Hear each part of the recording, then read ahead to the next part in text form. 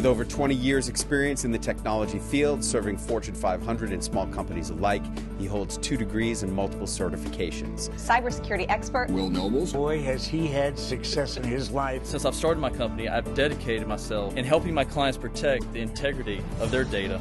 The CEO of Vector Choice Technology Solutions. Please welcome Mr. Will Nobles. People don't get risk that's out there. Don't be careless with your technology. Your employees are your #1 security risk that you have. Someone clicks on a link, spreads across the network, and encrypts the data on that network. When we're sitting down with a client for the first time, one of the things we're looking at is what are they doing today to protect themselves against cyber attacks? Just because you're a small firm or you don't have a lot of money, don't think that someone's not trying to hack you. Everybody is vulnerable.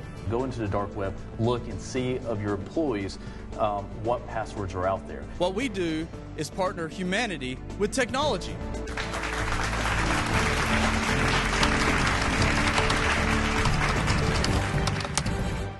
Hello. Welcome to the webinar, and thank you all for coming. Appreciate everybody being on today. We're not live on Facebook because I think Facebook's having all kinds of issues. But today we're going to be talking about basic PC and laptop troubleshooting. This could be for my customers or even prospects or your home computer. Now, if you're definitely our customer, definitely check with us before doing some of these things because we are doing a lot of this stuff in the background for you. But I definitely want to share this with you and on the basic troubleshooting of things. But a little bit for the new people that aren't here, a little bit about me. I came from 5 generations of blue-collar workers and farmers in New Bern, North Carolina. I moved to Atlanta in 2002 and launched Vector Choice in 2008. So I've got a little over 22 years experience in IT. The agenda today is who's Vector, the recap of past webinars, basic PC and laptop troubleshooting, and any Q&A. At any point, if you guys have any questions, please feel free to put in the Q&A or the chat, and Logan will pop in and introduce those questions to us, and me or Jeremy will be able to answer those. Also today I have my Director of Engineering, Jeremy Bello, on the call. He is going to be sharing his screen and showing some of the basic troubleshooting techniques that you can do with your own computer. Again, a little bit about Vector. We have 4 locations. We're hopefully going to be adding a 5th location in Scottsdale, Arizona here shortly. Knock on wood if things work out great. And then we have 23 locations, and we've serviced clients all over the world. And we do a lot of stuff with compliancy, HIPAA, ITAR, GDPR, NIST compliancy. All right, and again, just a quick, this is not a sales webinar at all. We have not sold in any of the webinars that we have done, but I at least wanted to educate you guys on what we do and how we do things. So we do managed services, email hosting, cybersecurity, software development that we covered Monday. We're doing a lot of software development for customers and especially going to the cloud and not having applications installed on local servers and so forth. So if you want any of those, interested in any of those, please reach out to us. Also, the past webinars, if you're interested, you can go to vectorchoice.com/work-from-home. All the webinars are there. They're recorded. This will be uploaded in 24 hours of this, and any links that we share or any information that we share, we actually put that on there as well. So if you want to go back and look at the previous webinars, you can do that. All righty, so this is a blank screen because we're going to start with a blank canvas of troubleshooting computers. So Jeremy, thank you so much for being on today.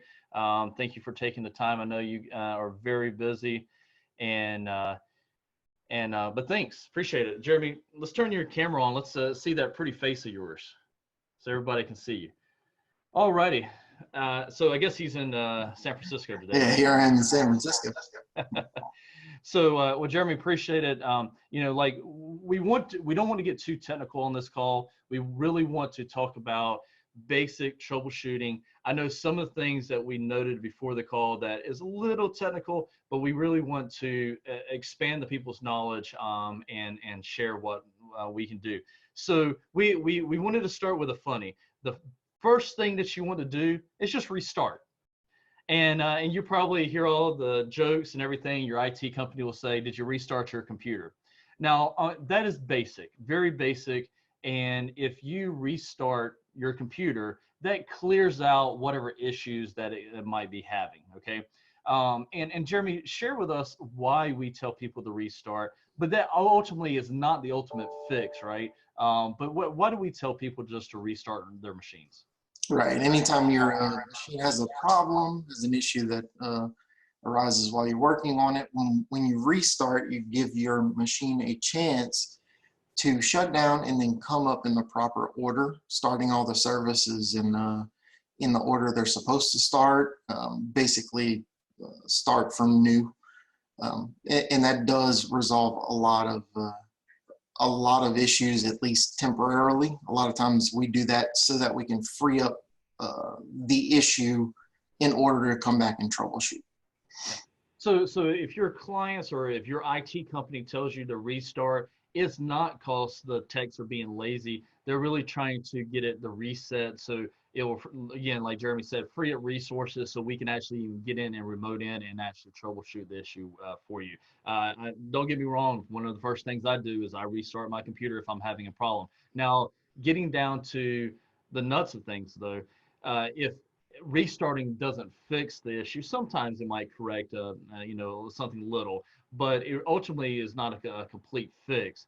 So that's when we go into event logs and we really start diving down on what the issue is, what caused the issue, and so forth. So please don't take offense if a technician asks you if you restarted or have you restarted yet.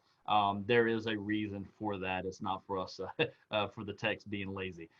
So we have our first question. Al Alper asked, getting gray there without the haircuts. Yes, I'm sure like the rest of us, I've been sitting at my house, I think 33 days now.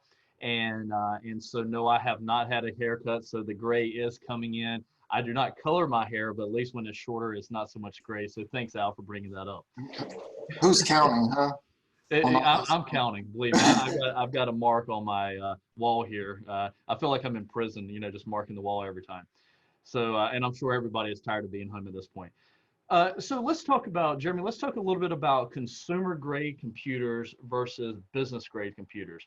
There's so many people that think that in the business world, oh, I'm just going to go to Fry's, Best Buy, or Walmart to buy my $300-400 laptop or computer. Let's talk a little bit. I know you've got your opinions on it. I've got my opinions on it. And a lot of this is derived for facts. It's not because, and a lot of people think that IT companies are trying to sell them more expensive computers just because they're a company. No, that's not the fact. So Jeremy, what's your thoughts on consumer versus business grade machines? Yeah, if I had $1 for every time I heard, why are you sending me a quote for this $900 computer when I can go to Best Buy and well, phone ringing, of course. When I can go to Best Buy and buy a computer for $300-400, I'd be a rich man. But yes, so there are a few differences between this consumer grade and the business grade computers. One that's obvious is usually a consumer grade computer. Sometimes they'll come with say Windows 10 Pro, and oftentimes they'll come with Windows 10 Home. Home edition is fine for getting around and stuff like that, but there are no controls over it, especially in a business environment. There are no high-level controls. It can't be controlled by a policy. It can't be controlled really in any way from any central entity. But on top of that is the hardware in it. When they put together a business line computer, whether that's a laptop or a desktop, a business line computer, they're going to take the best parts that they can in that at that price point, and they're going to put those together and match in the best way that they can. So you're going to get a better quality processor, better quality memory, better quality power supply if it's a desktop or something like that, and better hard drives. So on a consumer grade machine, it is literally lowest bidder. Everything that goes into a consumer grade machine, the number one deciding factor on that hardware is who can come in at the lowest price point. Yeah, it's wonderful for keeping the price down, and it's wonderful if you really need a laptop for, you know, $300. But when it comes to business, your business is completely dependent, or most businesses are completely dependent upon their technology. You don't want that going to the lowest bidder. You want that to be matched and put together in a way that it's going to last and it's going to perform. Yeah, I was at the airport in Texas, sitting there. I remember sitting at a Chili's, eating, and I was sitting beside a gentleman. And we just, you know, sort of, anytime you're at the airport by yourself, you just start a conversation. And I found out that he worked for Dell, and I asked him, you know, Dell Computers, and I asked him what he did, and his sole job was to fly to different countries that manufactures the hard drives, the motherboards, the memory, the cases of Dell. And his job was determine, are these consumer grade parts or they're business grade parts, and that's how he feeds that back. So his job, and Dell, I mean, these manufacturers have people that are dedicated on picking the equipment that goes in different parts and different computers, because they know they're going to get it cheaper. They're cheaper made. You know, I used to hear so much that, you know, I don't want Dells because Dells are terrible. Dell, you know, and the first thing I ask is, well, do you have a Dell machine at home, or do you have a Dell machine at home, or do you actually have a Dell business grade machine? Oh, I've got, you know, this Dell. That's a consumer grade machine, and that's why you're not happy with it, because most consumer grade machines, after 6 months, they start slowing down, bogging down, and just don't perform like the business grade. And especially if you're a business owner, you want your employees performing at optimal speed and working as fast as they can. I know when my computer slows down at all, it drives me crazy because I cannot work as fast as I want to. So think about that when you are buying machines, not using the consumer grade. Like Jeremy was talking about, you got a hardware concern, and then you have an operating system concern. And then there are a lot of people, you know, Fry's, I know, and Best Buy, they sell, even on the consumer grade machines, they will sell Windows 10 Professional. Be very careful with that. When you look at side-by-side comparison, you might have 16 gigs of memory and the same size hard drive, but it's totally different. And I just had someone posted hard drive concerns. Yeah, absolutely. It's you know, and let's talk about hard drives. So let's go into hard drives. You know, you've got SSD hard drives, and then you've got what we consider the standard spinning hard drives, that the traditional hard drives. Talk about the difference between the two types of hard drives, the sort of old traditional hard drives, and what most machines today are coming with hard drives today. Yeah, so as most of us, I'm sure all of us can remember, the big thing when your computer was running slow, or if the computer was not performing the way you wanted it to, it used to be, oh, well, add RAM to it, add memory. The thing is, though, RAM has gotten cheaper and faster, and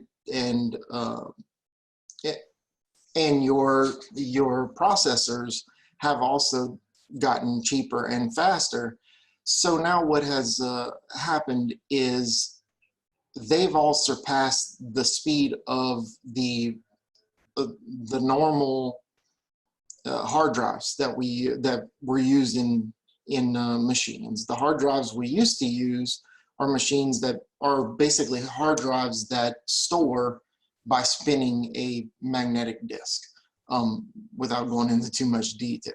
Those are called HD. You'll see them listed as HDDs, are just straight hard drives on your spec sheet. And a lot of times, Jeremy, if for sort of everybody get their head wrapped around that, if you take a hard drive out, the traditional hard drive out of a computer and crack it open, it's going to look like a CD. The easiest way to explain it, it looks like just a disk, multiple disks and multiple CDs inside that hard drive. That's really what, from a non-technical approach to that. Yeah, yeah. At first look, it looks just like a CD in there.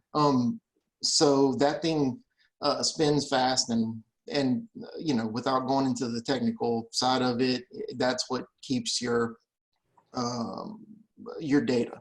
So that well, the thing is, you can only spin a disk so fast. So the faster you spin the disk, the more expensive the hard drive gets, because that's the faster it can read and write.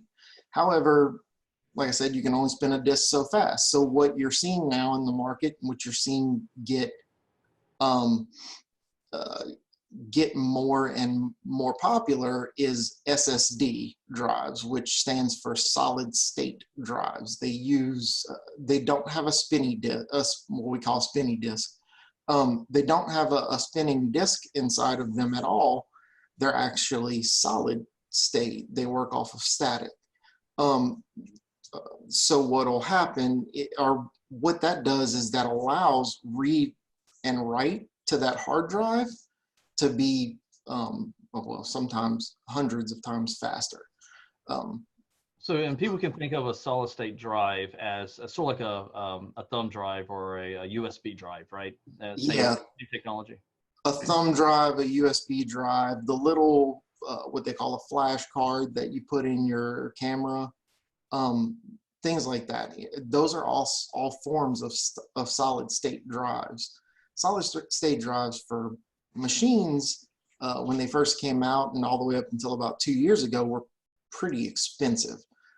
They've come down substantially, and with that price coming down, now you see them coming in a lot of both business and consumer grade laptops and workstations.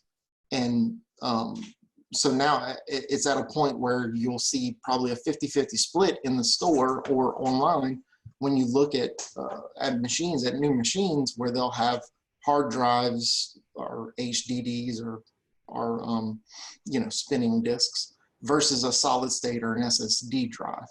I will tell you, the number one thing I look for when I've got a family member who calls me up, or a company, or you know, if we've got a client who's looking for new machines, the first thing I look for is whether or not the model I'm looking at comes with an SSD.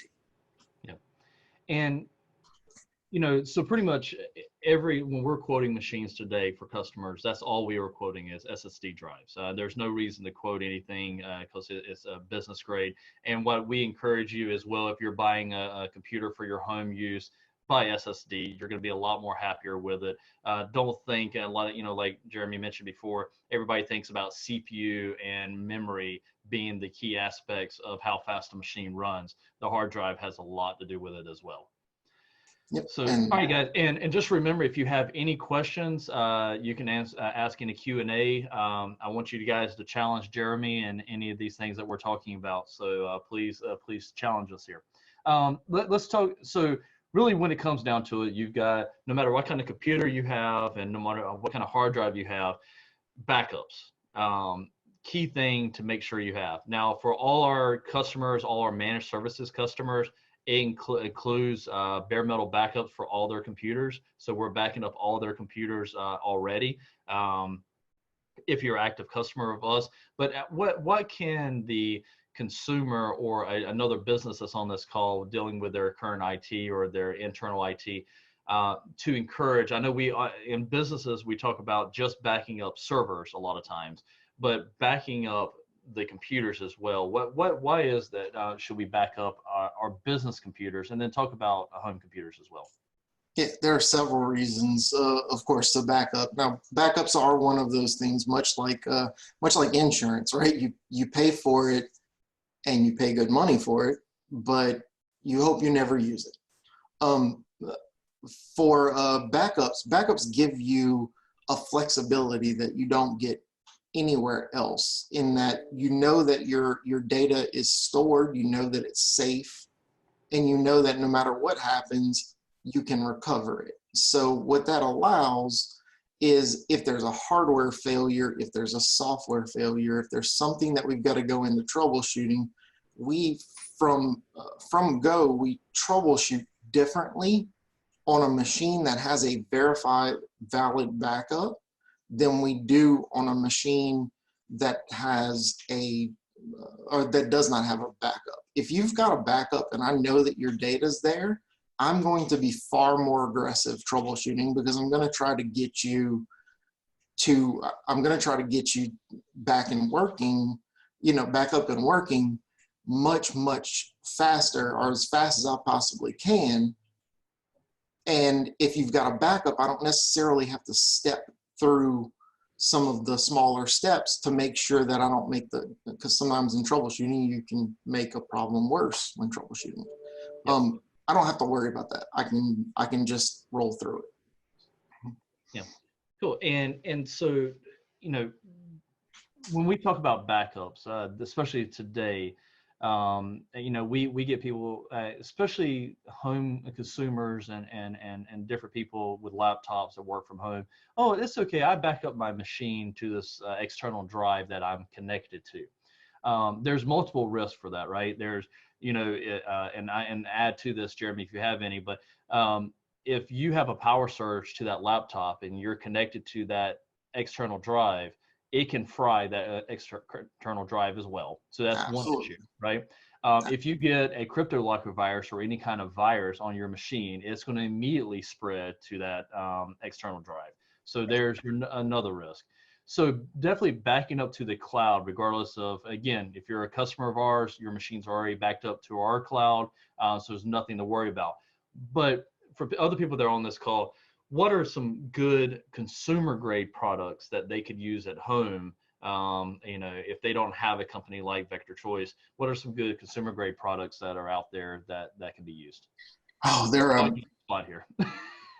there are a ton. However, a lot of your sync solutions out there, your file sync solutions out there, like your Dropboxes, your OneDrives, your Google Drives, things like that, they're starting to bring in also backup functionality into those products. And then on top of that, you've got several different ones. There's let's see, Carbon. What is it? Carbon backup or Carbonite backup or something like that. Carbonite. Thank you. Couldn't think of the word. And then most of the ones that we use for business, or that several businesses use, also have consumer lines, which are basically the same product with a more aggressive price for the consumer market, and that would be like the Alteros, and there's Altero, there's of course, there's different kinds. Yeah.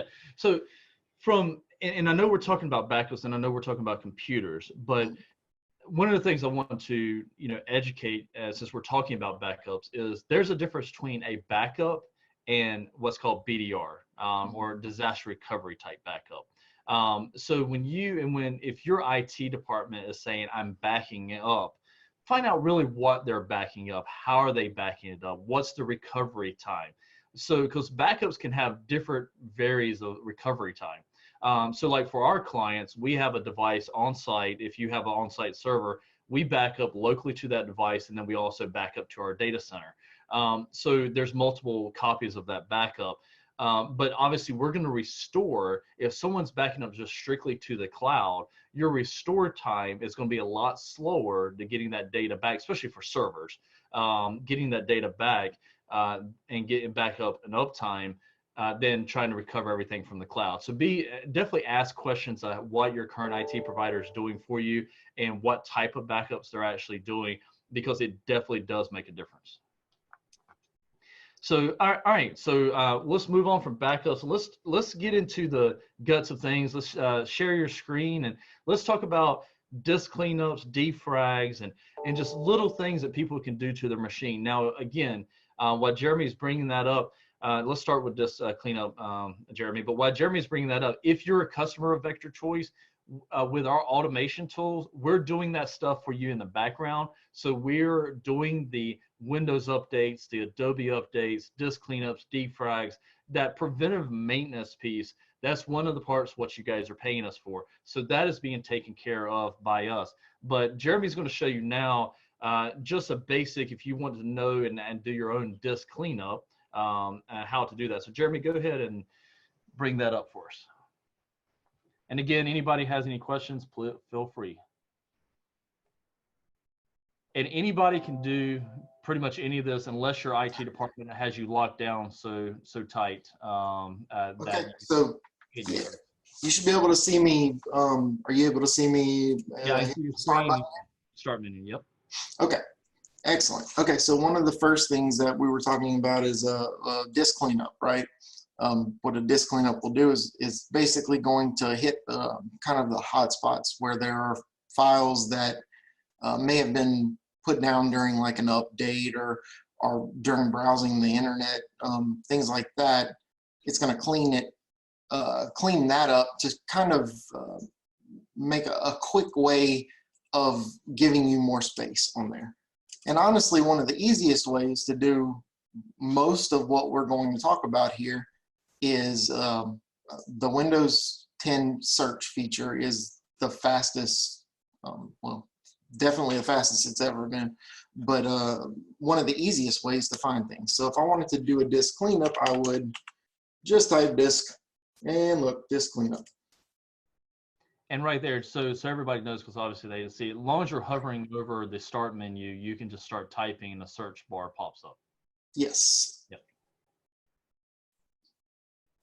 And what it's doing now is it's going to scan through those hotspots to come back with what can be cleaned up, and then it's going to show us. Now it comes up with a default selection here. I'm going to put that in the middle of the screen.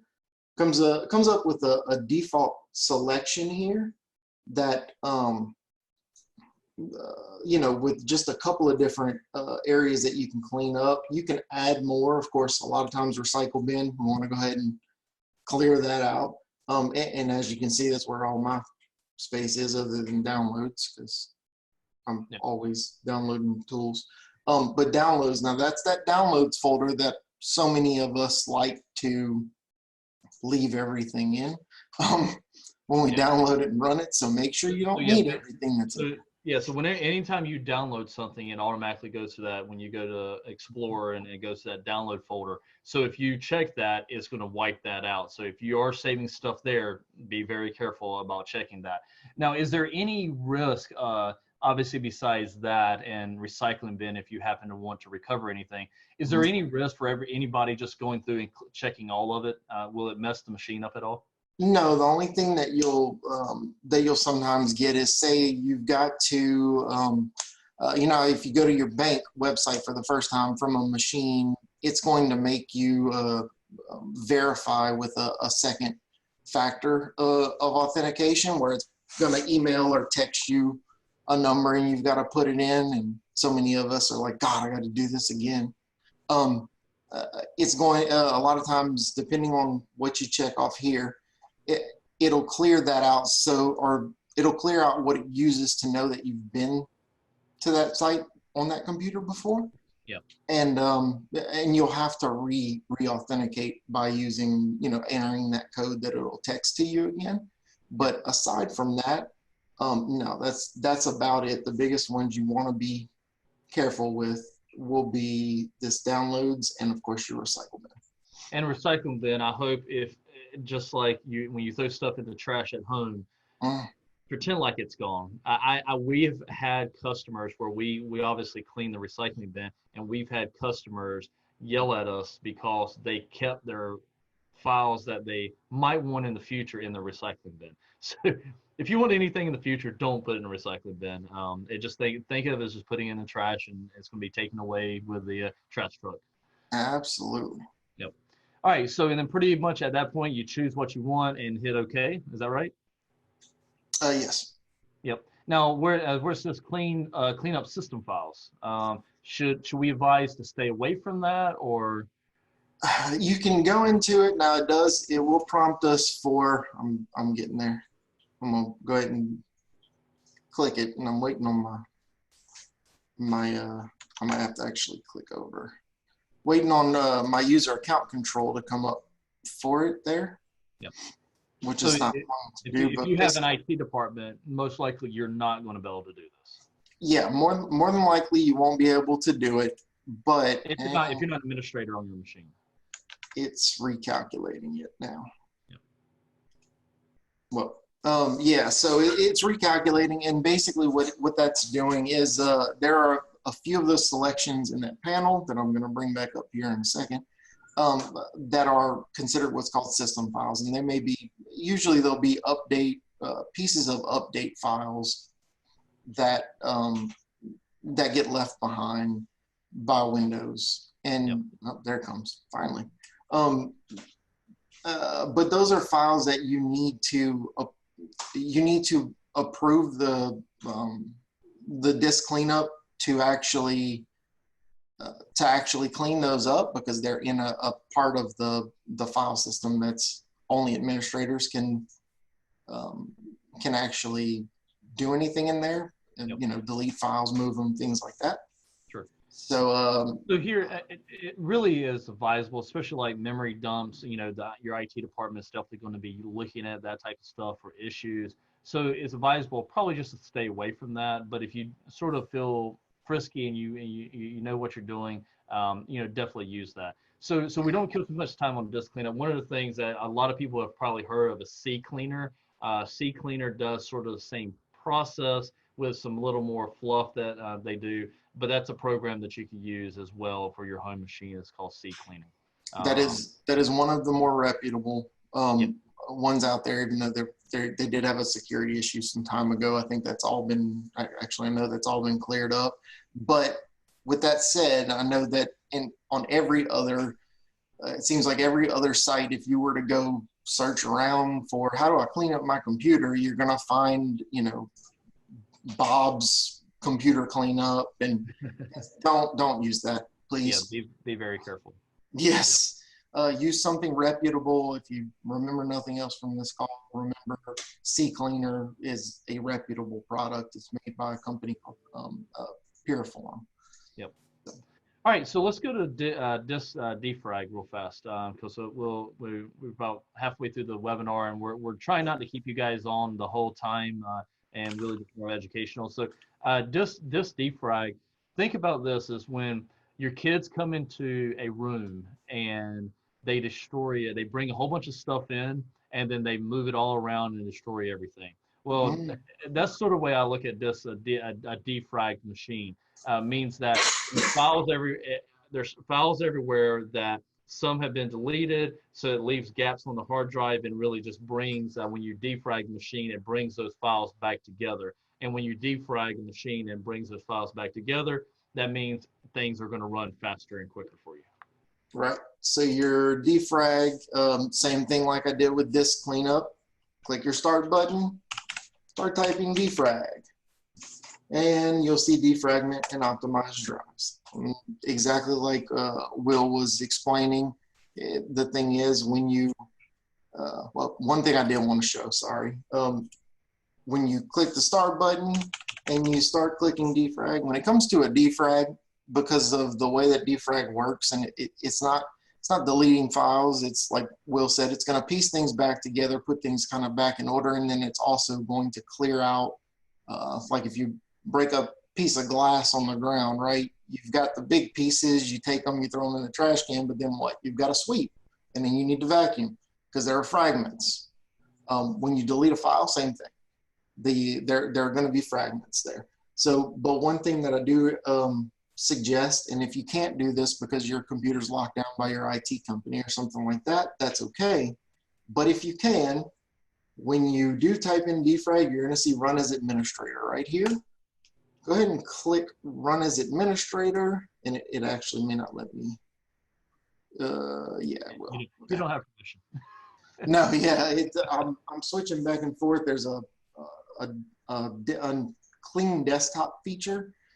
I was switching back and forth between that. I didn't know if it was going to come up for me on this one. So yeah, so you're going to get a selection of what what drive you have. Like I only have one local drive here, but some computers will come with a D or an E drive, usually something like that. And that's just kind of your data drive that's installed in your computer. It's just a separate hard drive, usually of like a cheaper storage. But notice solid state drive. I'm not lying to you. I don't buy anything that doesn't have a solid state drive in it. Whenever you want to defrag, you just select that hard drive and then you click optimize. And it's going to go through and do everything for you. It can take some time, depending on how long it's been or if it's ever been run on your computer. And you do want to kind of leave it alone. It is fairly resource intensive, but yeah, doesn't you hurt want to to click it. do this before you leave in the afternoon and just let it set it and leave it. Don't do it in the middle of the day because it will bog your machine down. If you're especially doing webinars and stuff. So that's why he is not clicking optimize right now. All right, so let's move on from that. Let's go to ping and some of the things that basic troubleshooting.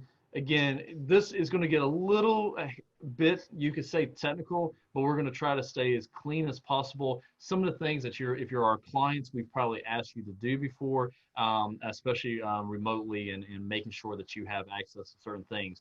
So the same thing he's going to do here, go to start, and he's going to type in CMD, Charlie, Mary, David, and that's the command prompt, okay? And he's going to ask you, and the tech might ask you to click on go and run the command prompt. Again, run as administrator if you can. If you don't have access to do that, you're just going to click open. Yep. Now something that oh, go ahead, Will. No. What I was going to say is, don't let this screen scare you. It is very straightforward. We're not going to tell you anything on this call that is going to get you in trouble or with the commands and stuff that's going to mess up the machine. It's basic troubleshooting that we're going to show you here. Correct. Yeah, these are going to be simple troubleshooting steps. We're not going to write any data. We're not going to break anything doing these. So you're fine here. So one thing that Will mentioned was ping. And what ping does is just verifies that you can get to You're trying to get to. get to whatever you're trying to get to, right? And that could be something on your network, or that could be something out on the internet. So what I'll use is, say, Google for I'll use Google as an example. Say I'm working on my computer and all of a sudden I can't get to Google. I don't know why. I don't know what's going on. One thing that I will do usually as a first step is I'm going to ping it. Can I get there at all? Now, Google is going to be one of those things we'll go into a little bit more here in a second. When you're browsing to a site in your browser and you're versus when you're pinging something like Google, you're using two different forms of communication. I won't go in too technical there, but that's important here to understand, and I'll show you why. So if I were to type to ping something, you're going to type ping, P-I-N-G, space, and then what you want to ping. So I'm going to ping google.com. If I hit enter, it will reply to me. Okay, what that's telling me is that, and it'll do it 4 times by default in Windows. What that's telling me is it sends that packet to google.com. Now, computers don't talk in words. They communicate using an IP address. What that does is, this is the IP address that has been converted to using what you've probably heard someone mention, using DNS. And then this is it trying to talk to the site, which is that IP address. And it's talked to it successfully and gotten a reply from it, because we see here that it's replied. Gives us a little bit of info too. It kind of gives us our the main thing here is the time, the latency. how long it took for that packet to get there and come back, which in this case was 16 milliseconds roughly. And to add to that, on the non-technical, and again, I'm trying not to be technical for you guys, and Jeremy's an engineer, so what it's really doing is telling us that you can get out to the internet and you can get to Google from your computer. Okay, Yes. that we know the internet's working now. We know your computer can get out to the internet. It could be something with the Google Chrome or the internet browser that you're using, Internet Explorer or whatever. So that's what we're determining now, that your internet's up. We know that, and from your machine, your internet's up. Now, if do this, misspell Google for me, real Okay. quick, and so when you get a reply from, that shows you at that point that you're able to talk out. But he's going to misspell Google. Of course they own that one. And of course, yeah. Yeah. Maybe misspell something else. We're gonna do Yahoo, but we're gonna do that. Of course. And what we're trying to do here, that Google and Yahoo have bought these names that people they know. There you go. There you go. Here, I'll do that. Yeah. Let me clear the screen real quick. So if a ping request cannot find host, what that means that it cannot ping out. So either A, your internet's down, B, your computer's having issues, or C, that site that you're trying to get to is down. Okay, so that's why we have to walk through the steps of troubleshooting. When trying to figure out what exactly is going on. When you say, I can't get to this website, there's multiple reasons why you might not be able to get to a website. Here's a third scenario that I do want to touch on really, really quickly. There, like I mentioned the first time, there are two different parts to when you're pinging. Your number one, it's looking for that IP address. Number two, it's trying to send communication to it. What I'm pinging here is just a site that, if any of our clients are on here, you may have had us tell you to go to cwa.vectorchoice.com. What that is that's a site that we use to remote into your computer if we need to. But what's important here is this ping. You'll notice how it comes back with the IP that it came back with, and then it comes back with request timed out. If you remember a few minutes ago, I mentioned that a ping is technically using a slightly different communication method to get there than what your browser would use. Like if you're in Google Chrome and you go to it, it will come up in Google Chrome, but this ping doesn't come back. But this is important because this is not a failed, it's a failed ping, but it still gives us something. Basically, it tells us, we know that you are able to get the IP address from your DNS, and that's simply what we're looking for here. Are you able to get the IP address? This part in this matter, we don't care too much about because we're not trying to communicate to it technically this way in the end. Yep. But this is, I get a lot of even new texts and stuff like that that are like, no, the ping failed. Well, what we often want to know is whether or not it was able to resolve an IP address at all. Yep. So really, and so one of the things that you'll see my text, first thing is it's IP level, right? At DNS, what's called DNS, and that's how Google.com translates to an IP address, right? So and DNS was invented because of, can you remember all the phone numbers you have to remember Right. that you dial? Try to remember all the IP addresses out there. It's impossible. So, who remembers phone addresses and phone addresses?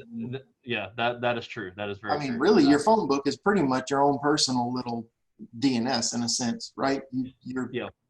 That's a good way to look at it. Is your contact list and your phones is really your DNS. So look at it that way. So a lot of times you'll see text say, "Can you ping Google ping and do ping 8.8.8.8?" That's one of the really good ones to remember. If you're ever trying to self troubleshoot and you want to see if your internet's up, but you can still ping, and something really easy to remember, ping the 4.8, so just like that, hit enter. That is, There we go. there you go. That is Google's DNS servers. And if you can get to that, your computer can get out to the internet and your internet's up. It could be something with now DNS issues. So that's why we're, again, basic troubleshooting. And once you can ping an IP address, then try to ping google.com. And if it fails there, we know we've got another issue, which goes into the next conversation on pinging is flushing DNS. Okay. So if you ever have a problem and you can, and the tech is can get out by the IP address, or you can get out by the IP address, but you fail google.com, maybe you need to clear your DNS. And what that does, it just really resets your computer and flushes all the bad stuff out of the system from an IP address and DNS related issues. So to do that, and again, Jeremy, we're running close to out of time, so let's run through this quickly. So you're going to do ipconfig space flush DNS. Yep, ipconfig, all one word, space / flush DNS. Very simple command, though if you don't run it from time to time, it can be a little difficult to remember. But the main thing is, if I go to google.com, as you noticed, it comes back with an IP address. When it comes back with that IP address, to make it faster the next time I go to google.com, my computer remembers that IP address for a while. And all I'm doing is saying, forget every IP address you've remembered. Let's get a new one.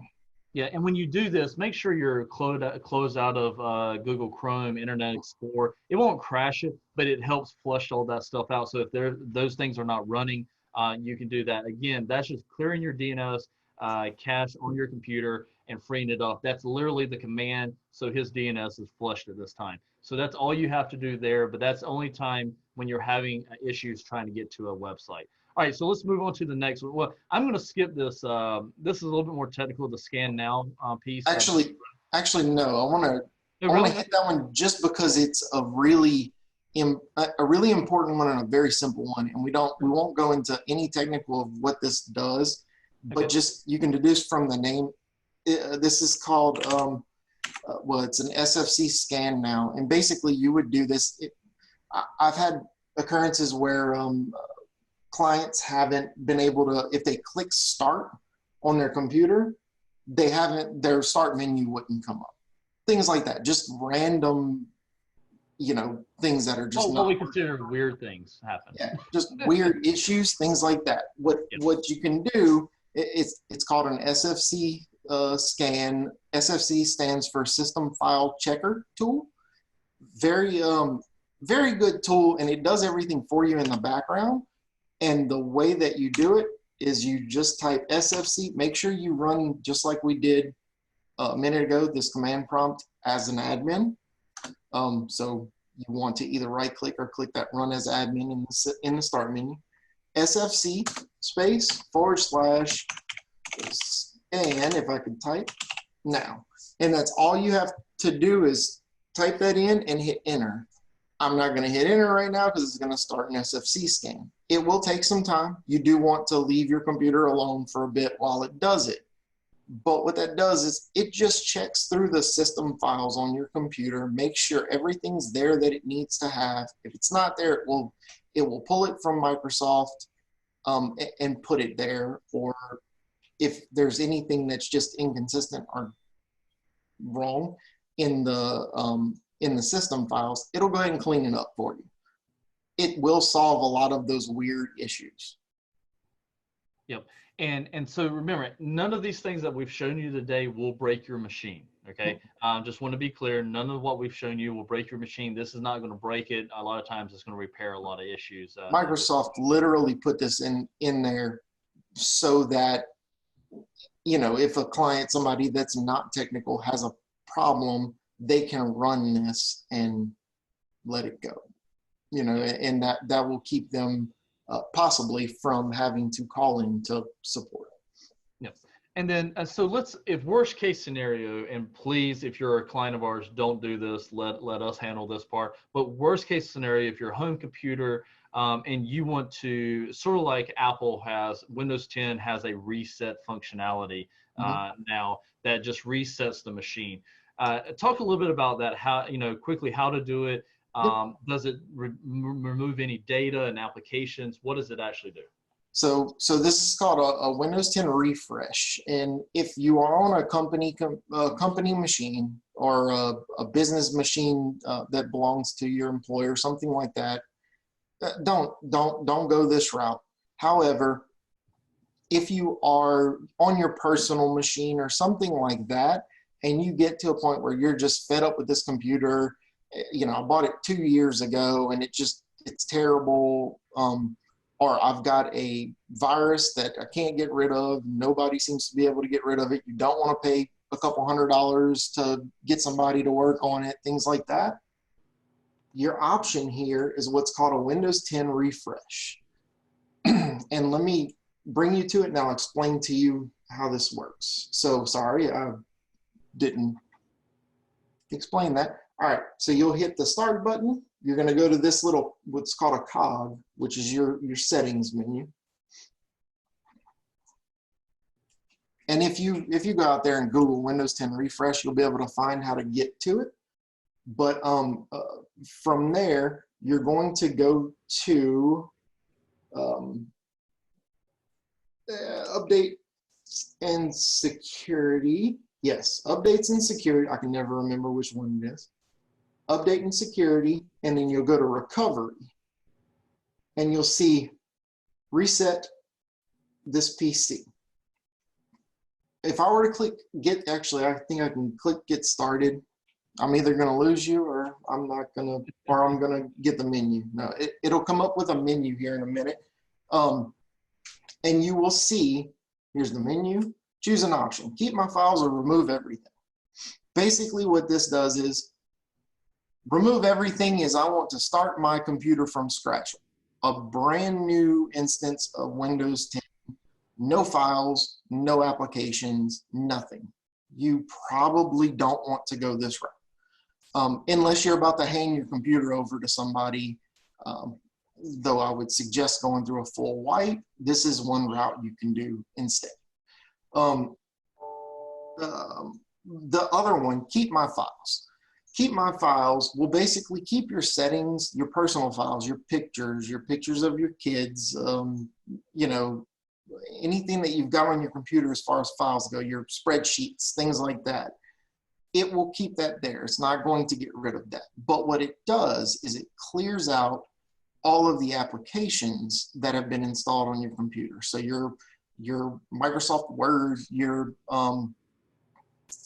maybe you've got camera software on there for downloading your camera, your printer software for your printer at home. It's going to remove all of that. So make sure you have, before you do this, make sure you have the software to download, the license keys and all that good stuff. Yes, if you've got license keys and things like that, you need to make sure that you have them or you can get them.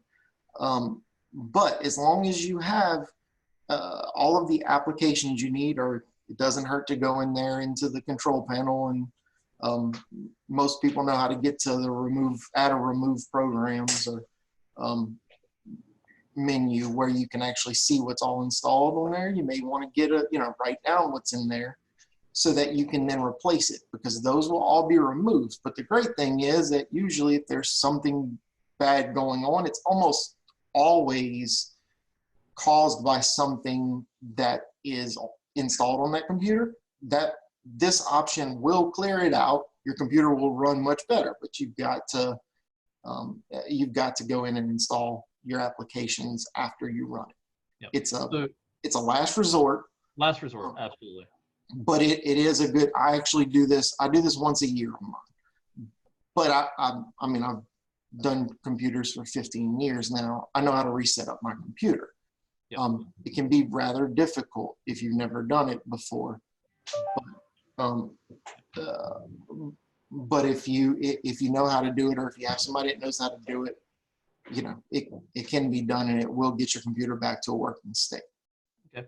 All right, so since we got 5 minutes left, I'm going to quickly run through a few things that are, we can't show this to you right now, but some short keys that you can use when using your computer. One of the biggest things is the Windows key. If you look on your laptop or your keyboard that has the Windows key, and it looks like the Windows icon, obviously, you hit the Windows key and L, that locks your computer. So besides doing Control, Delete, Enter, that will lock your computer faster. So it's a short key of locking your computer. We encourage to make sure when you get up from your desk, lock your computer, don't leave it unlocked. So that's a quick way to lock your computer. Some other, obviously Control V and Control C, that is for copy and pasting. And then Control X is for cutting something. So Control X for cut, Control V for copy, and I'm assuming paste. Control V is for paste. Control C is to copy. You would think I would have that right. And then obviously Windows L is to lock your machine. Wanted to share that with you guys real quick. I think some good information there and some quick keys that you might not have known about in the past. So I'm going to go back to the PowerPoint here from current slide. All right, guys. Well, thank you so much for being on. I know this is probably the longest webinar yet, but I hope it was more informative. Thank you, Jeremy, for being on. Friday, we're going to be talking about remote access and VPN and how you can remote into a company. What does VPNs mean when remoting into the company, or just a VPN when you're using a public internet? What are some good ones there to use there? Different types of remote access, what's unsecure, what's secure, and give you a lot of feedback from that standpoint. That webinar should be a lot shorter to cover than the ones we have in the past. We will be having a special guest on Friday. I believe Logan's working on that. We're trying to have a special guest on every meeting. If you're interested in being a special guest, promoting your company, we encourage you to spend 15 minutes and we can actually do that. Friday's special guest is Robbie Robinson. Okay, so special guest Robbie Robinson. He is a realtor here in Georgia, and he's going to be talking about sort of the marketplace today when it comes to buying homes with COVID-19 and the interest rates, and sort of helping us, guiding us through what to do when buying a home or trying to sell a home as well. So he will be talking about those things on Friday. And also some of the free services and stuff I wanted just to recap on is if you're interested in referring business to us, you can go to vectorchoice.com/biggreenegg and go into the drawing to win a green egg grill. And that is ending in May 30th. The drawing will be shortly right after that. And then if you are wanting to, if you're a client and you want your employees to have their personal machines monitored with antivirus and backup, we're giving free home for those machines for 60 days. Because of the coronavirus and everybody working from home, we want to make sure that it's protecting your company's data as well. And then if you are a new client or you have a client that wants to sign up with us, we're giving the first 60 days away for their services for free, so they can move over to us and they do not have any additional cost during the COVID-19 ordeal that we're all having to go through. My contact information is here below. If you want to contact me, go to wnobles@vectorchoice.com or 678-701-0210, and feel free to ask any questions that you might have. Thank you so much for being on the webinar today. Please stay safe, stay home, keep your family safe and your employees. God bless and have a wonderful rest of the day. Thank you so much.